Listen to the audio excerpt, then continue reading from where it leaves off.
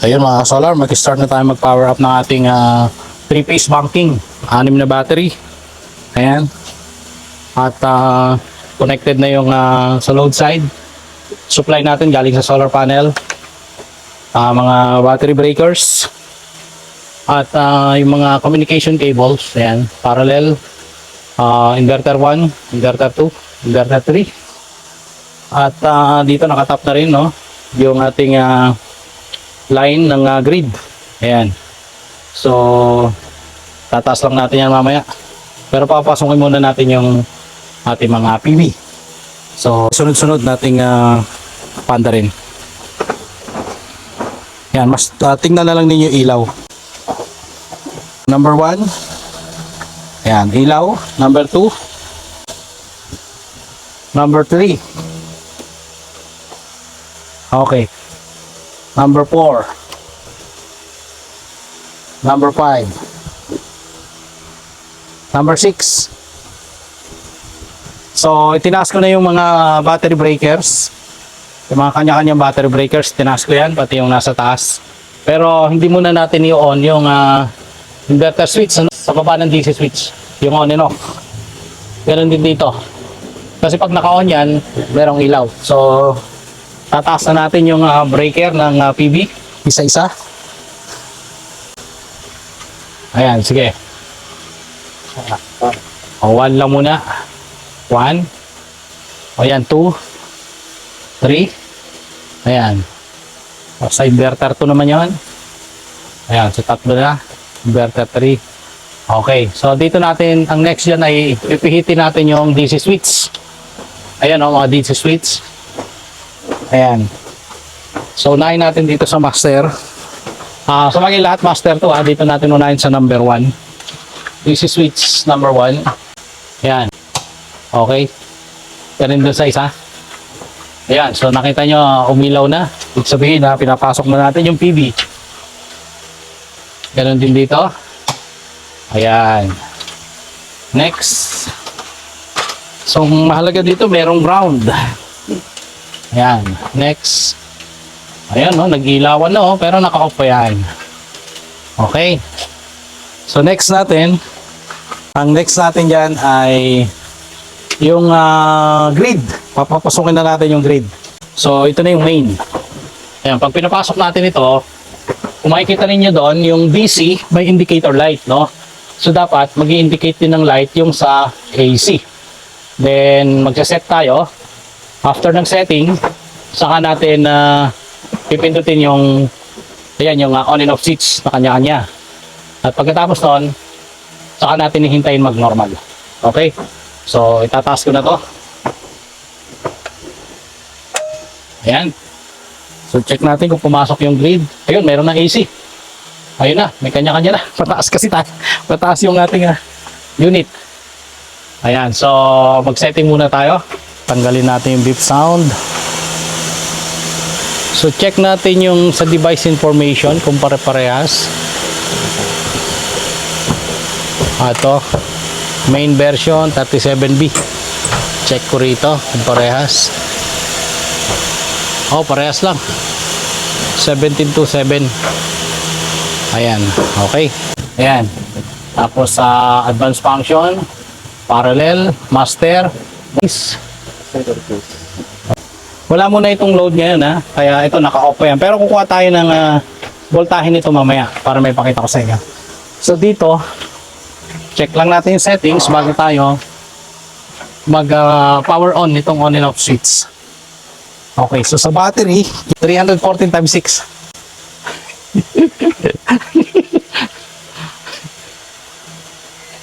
Ayan, 180. So magsiset tayo ng battery ang yung capacity naging 6 kasi yan. So 6 times 314, 1,884. Isa lang ang gagalawin natin, itong inverter 1 at susunod na yan lahat. So babaan muna natin ang discharge, no? So 100 lang muna ilalagay natin kasi syempre bago yung battery natin, kailangan aalagaan natin mabuti yan. So yan, tapos dito sa charging current, babaan ko rin. Paabutin lang natin ng kahit 70. Ayan, 70 lang muna kasi yung tatlo na yan 70. Bagay, maghahati-hati naman yan sa baba eh. Divide 6 yan. Dito naman sa inverter, times 3. So, 210 amperes na yan kasi tatlo. Pero yung 210 amperes na yon divided by 6 pa yon. No, kung tatlo, 70, tama. O, 70 rin, divided, 35 lang papasok. 35 kada battery. So, okay lang yun para hindi naman mabigla. Okay. Save natin. Next, balik tayo sa battery. Ayan, ito, tanggalin natin to. Tapos, ite 10% natin. Talagang sagad to the max to kasi malalim talaga yan. Itong utility charging, kahit ilagay lang natin ng 20. 20, ayan. Medyo matagal-tagal lang mag-setting kasi malalaki itong inverter natin eh. So, 20 lang muna tayo. Ito yung AC to DC charging hindi ito yung sa panel. Ayan, so balik tayo, tingnan natin kung ano pa ang next. Ito naman, yung shutdown, pwede natin ilagay ng 7, tapos yung low bat 10. Ayan. So okay na yan, tapos work mode tayo. Zero export to city. Tapos load first, then tanggalin na natin to. I-zero na natin pang Europe na yan. Wala tayong net metering kaya hindi dapat naka solar cell. Okay. Balik tayo ulit doon. So, okay na. So, sa time of use, 10 lahat pala. 10.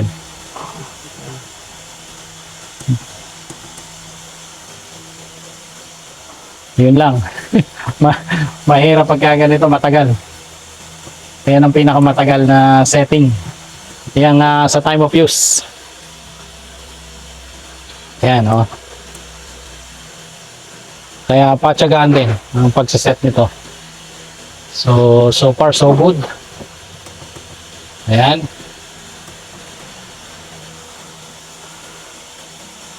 Ang kagandahan dun sa ating battery na DE, wala na tayong nilalagay pa na DIP switch settings, no? So sinasaksak lang natin yan, basta tama yung in and out. Tapos yung communication from inverter to battery, connect sa PCS. So, okay na yun. Mag-a-adapt na yan ang sarili niya. So, nga pala dun sa nagtatanong kung mayroon bang ibang inverter na nakakagawa nito na nagti 3-phase banking at mga single phase, pwede i-convert sa 3-phase, ay baka gayahin nila sa future. Pero sa ngayon, DE inverter pa lang ang nakakagawa nito. So, ayan. Tuloy-tuloy yung settings natin. So 10 lang muna tayo Ayan. So 18. So 54 kilowatts ito. Kaya lang ang magiging actual load nito ay nung nasukat ko nasa 30 plus. 30 plus lang. Okay. So next. Check pa natin. Wala naman na yun. Ayun na. Okay, check lang natin sa grid settings. Ayan, okay. So makikita nyo, single phase pa rin to kasi puro single phase yung inverter, pero magiging 3 phase ang output niyan kasi tatlo. So ito okay naman, 600 seconds pa rin reconnection time. Okay. O yan. So sumunod na yan. Okay. So check natin dito kung sumunod na talaga. Ayan sumunod na. So dun lang tayo kanina nag-set sa inverter 1 at sumunod na lahat. Ito, ganito rin sa kabila. So tingnan natin. Punta tayo sa work mode. Sa battery settings. Ayan parehas sumunod din. So isa lang. So okay na. So ang gagawin natin ngayon ay i-on na natin to, inverter switch. So makikita natin ito mamaya mag-on yan. So mauna sa inverter 1. 2, ayan. So umilaw na. Ayan. So punta tayo sa inverter 3. Inverter 3 Ayan. So umilaw na. Tingnan natin dito mamaya sa LCD. Pwede ng pang tutorial to. Ayan, makikita nyo naka-on. So naka-off grid pa. Mamaya mag-sync naman yan. Sabay nung ito. Yung normal. So pag i-explain ko lang Kaya nakikita ninyo na C ito, ayan. Yan yung phase sequence. So, di ba mayroon tayong settings kanina dito sa advanced function? Ito. So, yan yung nag-indicate na phase sequence. Kung halimbawa, nagkabaliktad tayo ng settings at instead na phase C ay phase A, tapos doon sa inverter 1 ay phase C, so magbabaliktad yung ikot ng motor o kaya mag-indicate ng grid phase wrong. So, nag-communicate na yung ating battery. Ayan. Ayan. So, nakikita nyo, nag-okay na. So, nag-charge na sa battery at hintayin natin mag-on na. Yun, nag-kick in na. Normal. Pero may konting kinukuha sa grid. May 460 nagbabay. Oh. May load siya ngayon. Baliktad siguro yung sensor. So, babaliktad rin natin yung safety sensor. Ganon din sa tatlo kasi ito, kanya-kanya mga sensor nito eh. Ayan, babaliktad rin natin.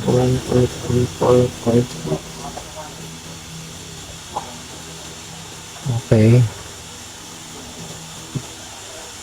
Ayun, nawala. Pero kailangan baguhin natin yun doon.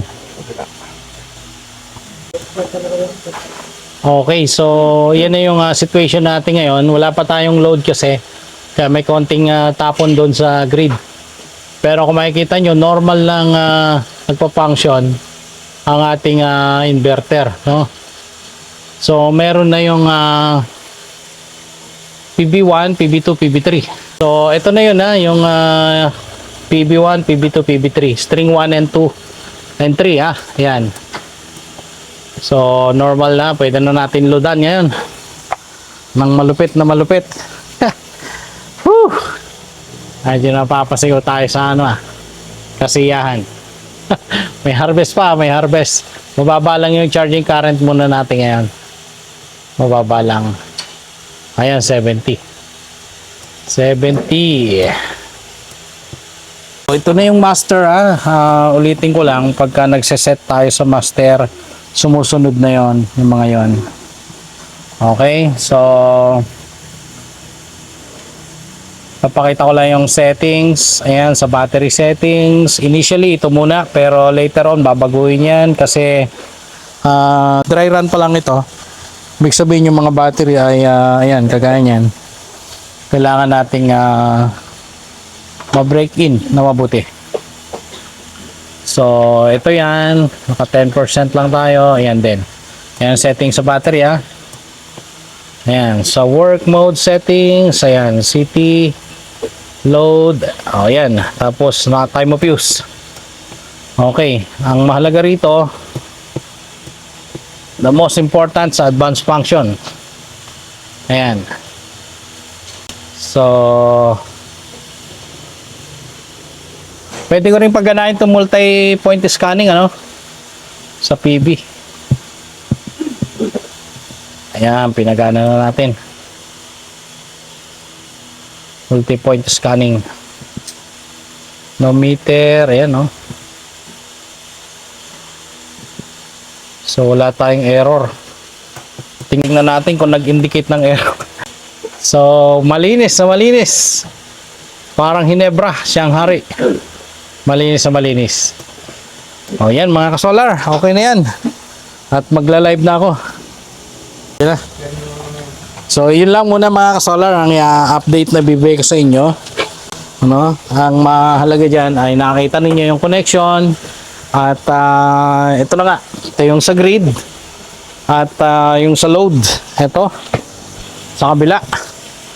So, meron na ring output ito. Papakita ko lang. Tester. So, sa load side to kanya-kanya. Pwede ka nang paganahin, Ayan.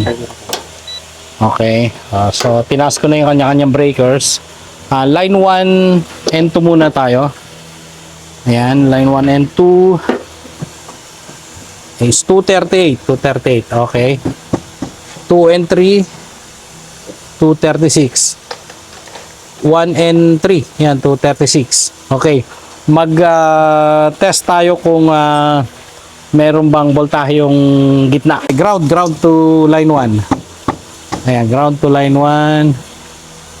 Ayan, may 216. Ground to line 2. 0 dapat to. Ayan, halos wala. Tapos ito, meron. Dapat 200. Ayan. Okay, goods. Goods na goods na. Pwede nang iwan. So, yan lang muna mga kasolar. Update ko kayo. Hahaha.